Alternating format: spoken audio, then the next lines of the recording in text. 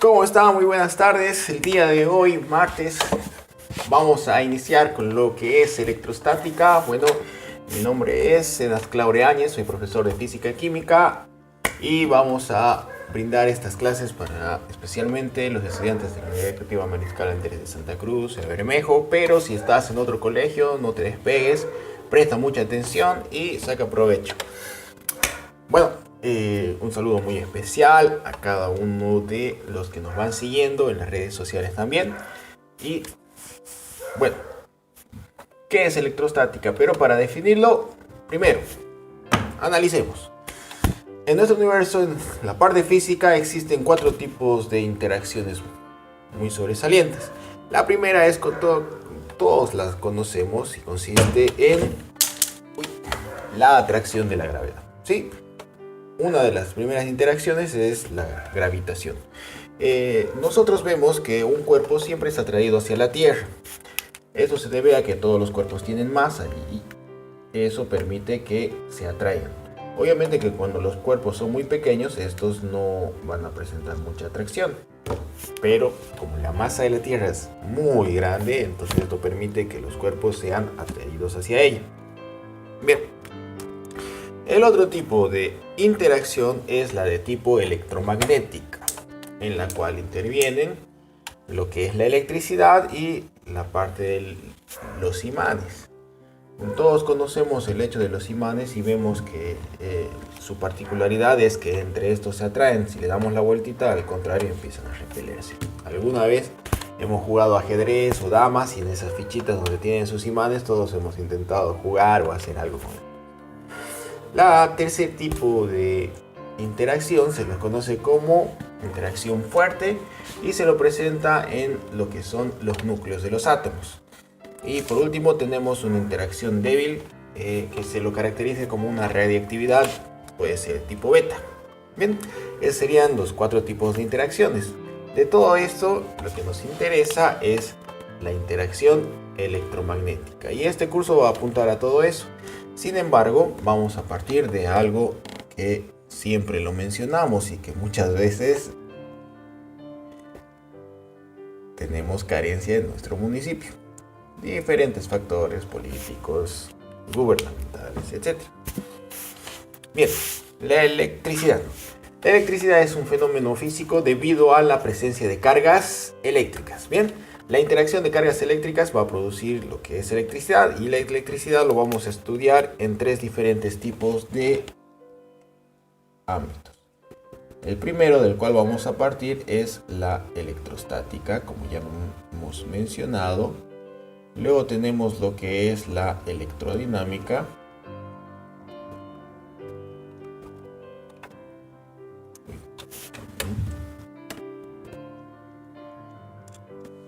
Y finalmente vamos a tener lo que es el electromagnetismo.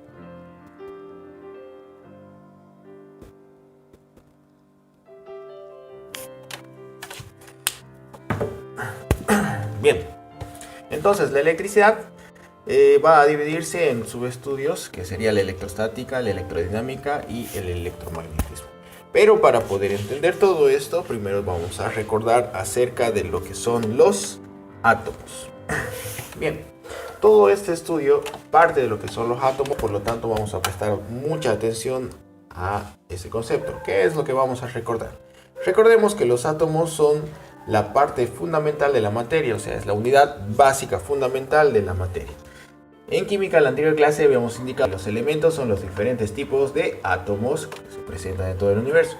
Por consiguiente, si hablamos de los átomos, es la parte más va a poder dividir por procesos químicos. Es decir,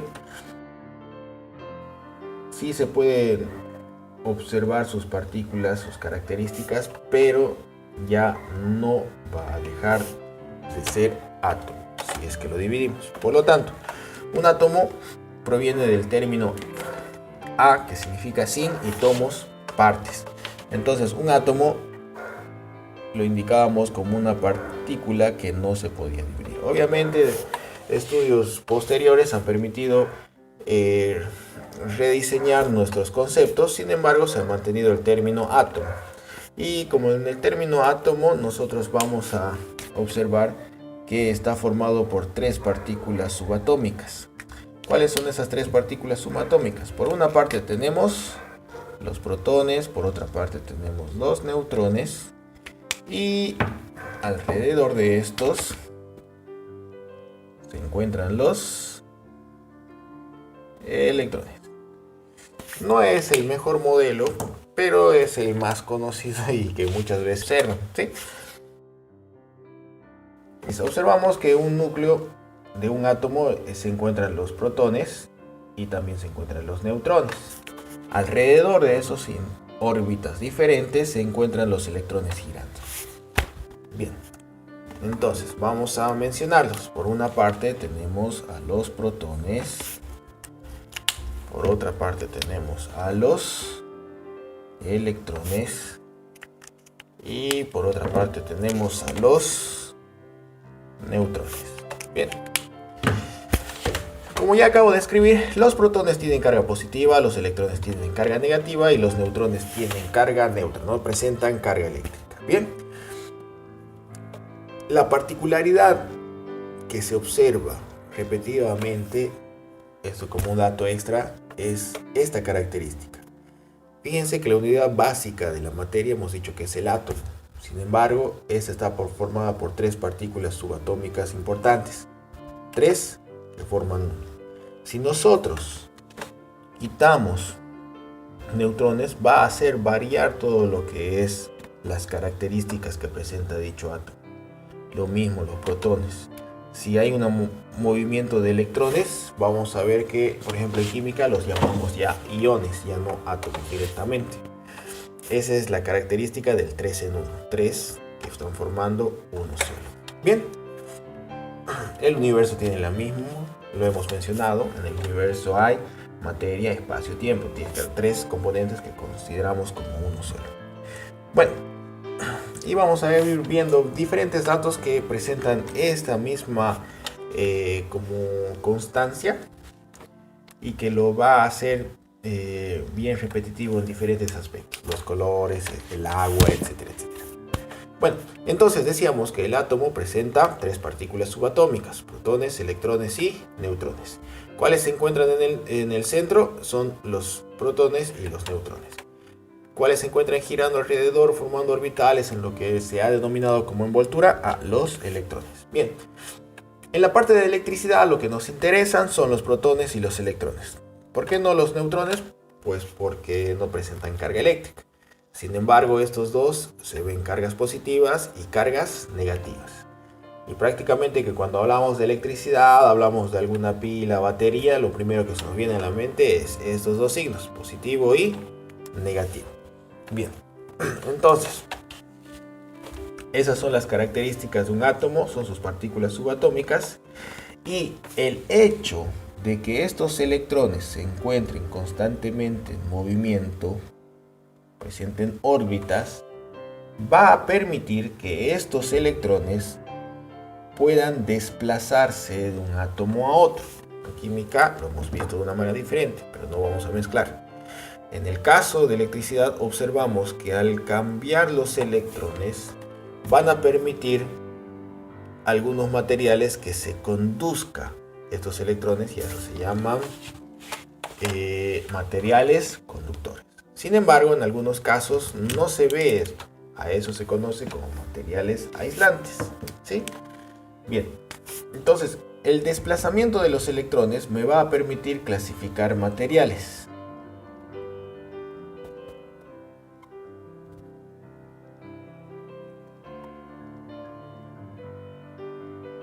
De acuerdo a la electricidad. Por una parte vamos a tener materiales que son conductores de la electricidad. Por otra parte hay materiales que son semiconductores y hay materiales que se los conoce como aislantes o dieléctricos. Bien. Las características de que un material sea conductor, semiconductor o aislante va a depender precisamente de los electrones. Habíamos mencionado que los electrones van a girar, van a orbitar, pero ese giro y esas órbitas están ordenadas de acuerdo a niveles de energía. Lo que hay que observar es el último nivel de energía. ¿Bien? ¿Por qué? ¿Por qué el último nivel de energía? Porque en el último nivel de energía tenemos que apreciar cuántos electrones hay.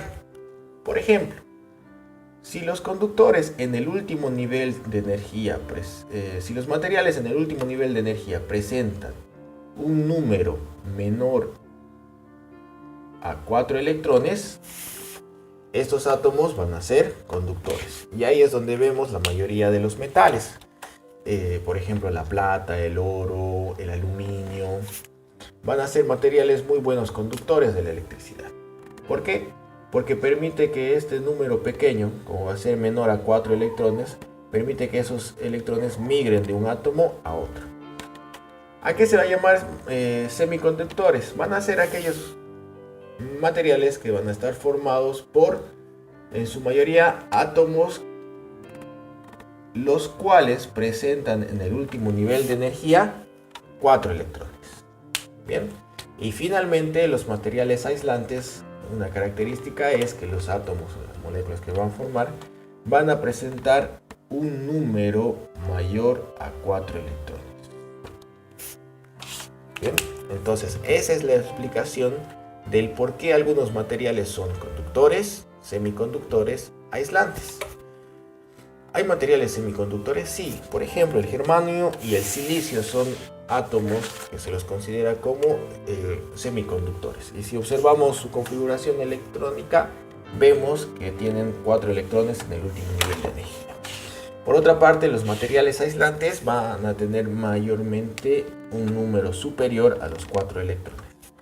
Pero de manera genérica vemos que lo hemos indicado ya, que los materiales que son formados por compuestos orgánicos son muy buenos aislantes. Por ejemplo, la madera, los plásticos, las gomas, etc. Ahora, materiales conductores, ¿cuáles serían? Bueno, están los materiales que son metálicos, la tierra, aquellos que están disueltos en agua, que se pueden disolver en agua, materiales inorgánicos o compuestos inorgánicos. Y semiconductores, ya lo hemos mencionado, principalmente el silicio. Bien, entonces, de acuerdo a esas características, vemos que algunos materiales conducen la electricidad muy bien, otros son semiconductores, otros son aislantes o dieléctricos. Muy bien, entonces, vemos que la corriente eléctrica, la electricidad en sí, va a depender de los electrones, porque estos están girando constantemente. Sin embargo, no es que los protones no intervengan, no. Vamos a recordar que todo átomo es neutro. ¿Qué quiere decir? Que todo átomo presenta la misma cantidad de protones y la misma cantidad de electrones. No puede tener más protones, no puede tener más electrones. Un átomo tiene que tener la misma cantidad. Hablábamos del carbono. El carbono tiene 6 protones y tiene 6 electrones. Eso es algo muy matemático, es decir, si ustedes agarran matemáticamente y consideran que hay 6 cargas que son positivas y por otra parte tienen 6 cargas que son negativas, bueno, pues el resultado obviamente va a ser 0. ¿Sí? 6 protones menos 6 electrones es 0. Sin embargo, los que pueden modificar esto son los electrones, porque pueden pasar de un átomo a otro átomo. Lo que significa que, como ya lo habíamos explicado, hay 2 puntos. Por una parte se puede ganar o se pueden perder electrones. Bien, entonces observemos. ¿Qué pasa si un átomo gana electrones? Poniendo, teníamos hace rato 6 protones. Si gana electrones, digamos que ha ganado un hito más, en total 7. ¿qué pasa si gana electrones? Entonces, matemáticamente 6 menos 7, el resultado es menos 1. ¿Bien? Por otra parte, ¿qué pasa si un átomo pierde electrones? Tenemos más 6. Bien. Lo original es que tiene 6 protones, 6 electrones, porque todo átomo en un estado natural es neutro.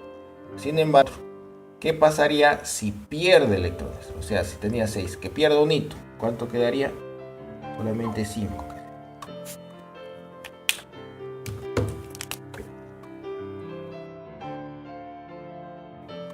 Entonces vemos que si un átomo que tenía 6 electrones pierde un hito, pierde un electrón, entonces matemáticamente vemos que más 6 menos 5, el resultado es positivo 1. El positivo se sobreentiende, pero en este caso vamos a necesitar aclarar. De aquí indicamos lo siguiente, que si un átomo gana electrones, su carga es negativa. Y que si un átomo pierde electrones, su carga es positiva. Lo contrario, ¿no? En este caso, ganar es negativo y perder es positivo. Bien, ¿a qué se debe? A los electrones. Los electrones son los que pueden pasar de un átomo a otro átomo. De esta manera, un átomo puede ganar electrones o, en otro caso, un átomo puede estar perdiendo electrones. ¿Cuáles son los que no van a variar? Los protones. Sin embargo, siguen sus cargas eléctricas ahí. Entonces, las cargas eléctricas, hay un principio que nos indica que la carga no se crea ni se destruye, pero sí se va a trasladar. Entonces, en un cuerpo, en un átomo, en estado natural, no es que no existan cargas. Existen las cargas, pero estas cargas están igualadas. Por algún proceso físico, un átomo puede ganar electrones o puede perderlos. Ahí es donde recién se empieza a manifestar la carga. ¿Por qué? Por esa variación. Se manifiesta la carga debido a la variación que ha habido dentro del átomo. Vuelvo a repetir que si gana electrones, la carga es negativa. Pero si pierde electrones, la carga es positiva. Muy bien. Entonces, las cargas eléctricas van a permitir que exista diferentes tipos de procesos que ya lo hemos ido mencionando, como el caso de la electrostática, la electrodinámica y el electromagnetismo. En el caso de la electrostática, las cargas eléctricas van a estar en puntos fijos, no se mueven. Los electrones o los cuerpos cargados eléctricamente van a estar estáticos. En electrodinámica vamos a ver que en el caso de los electrones, los cuerpos cargados van a permitir el flujo de los electrones, el paso de los electrones, por lo tanto, en eso vamos a entrar lo que es electrodinámica. Bien, y todo este proceso, juntamente con lo que es el magnetismo, se lo conoce, valga la redundancia, como electromagnetismo. Bien, entonces ya hemos afirmado el porqué de la carga negativa y el porqué de la carga positiva.